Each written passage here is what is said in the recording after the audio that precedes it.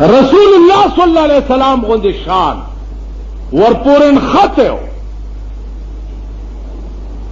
نکه الله ورته څوي ختم الله على قلوبهم وعلى سمعهم وعلى ابصارهم غشاوة ولهم عذاب عظيم. اے پیغمبر ما د دوی پزړونو باندې مهر والو ړونه می ولا بند پسترګو می ولا مهر والو غوګونو باندې می ولا مهر والو زړه به قبول د حق نه کوي غوګونه به حق نه اوري سترګې به حق نه ګوري ویمه او نه به ویني. ما په خبرو پوهېږم حق به وي او نه به وي حق به وي نه به وي. موجوده وخت کې وګورئ حق موجود پټه پوړاندې دي نه وي. قرآن موجود قرآن او حدیث غوندې قانون موجود موجوده حکومت پټه پوړوندې نه ویني نه رایج کوي دي که نه دي. ختم الله على قلوبهم وعلى سمعهم وعلى ابصارهم غشاوة ولهم عذاب عظيم. مور والد پړو چغه دی وای کنه چې زه مسلمان زه خسره زه قبول د حق نه کوي غوږی حق شتا اورینا سترګې حق موجود دی ویني لکه رسول الله غوندي لکها واډ بلپ لګېدلې ده لکها کروڑها اربها پدمها واډ بلپ لګېدلې ده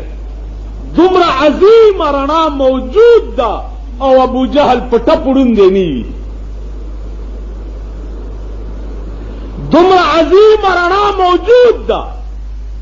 ابو لهب نه ویني. عبد الله ابن ابي ابن سلول رئيس المنافقين دومره عظیم رڼا موجود ده نی وی. که تاسو خیال وکړئ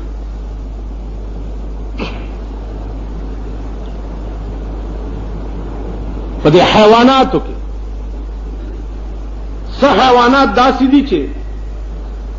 رڼا وګوري نظر یې ولګي پکې روان شي څه حیوانات داسې دي چې رڼا وګوري ړوند شي تیاره کې نظر لګي رڼا کې نظر نه لګي.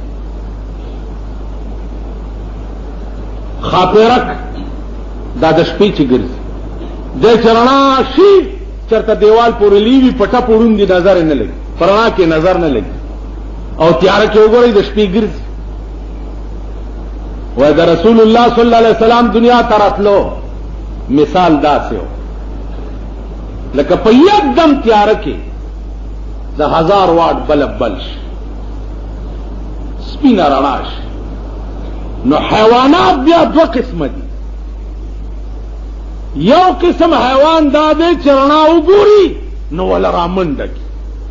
تینا غیر چاپیر کیږي اعلی تلار شي چې پیزان ستی کی او درنا لاندې بیا سوي مړ پروت دی لکه پتنګانو ګور پتنګ چې رڼا وګوري نو ولا رامنډه کی چې رامنډه کی نو پیاوړي راوړي ځان په قربان کی سار لګرانا لاندې وګورا زرګونه پتنګان مړ پراته خاپورا کو ګورا چرنا وګوري ورون شي او تختی چرته تیار وګوري او سوړه کې نه وای دا رسول الله صلی الله علیه وسلم دنیا ته دراتلو مثال داسې لکه یکدم تیار کې او عظیم رڼا جوړ شي. په انسانانو کې بیا دوه قسمه مخلوقو ابو بکر او عمر او عثمان مو او ابو جهل او ابو لهب او ابو طالب مو. تاسو خیال راغی ابو بکر وګوره چې رڼا ولیدا نو ځان په ستیک ځان قربان او وی به ابو بکر څه مال در سره جوړ نشته ارسه دې ختم اغبوی پروانے کو چراغ ہے بلبل کو پھول بس، پروانے کو چراغ ہے بلبل کو پھول بس، صدیق کے لیے ہے خدا کا رسول بس، پروانے کو چراغ ہے بلبل کو پھول بس، د پتنگ تمنا داوی چې په شمع قربان شي، د بلبل تمنا داوی چې په ګل باندې قربان شي، او د ابوبکر تمنا څه ده؟ پروانے کو چراغ ہے بلبل کو پھول بس، صدیق کے لیے ہے خدا کا رسول بس، دا ابوبکر دا تمنا دا چا غورز پہ انتظار ام چی سر میں دا جناب محمد رسول اللہ پہ ناموس قربان شي، عمر او گورا، عثمان او گورا، علی او گورا، عزیزانو دغه مثال زمونږ د ملک رڼا موجوده ده، مونږ لاندې نخ کاری ده.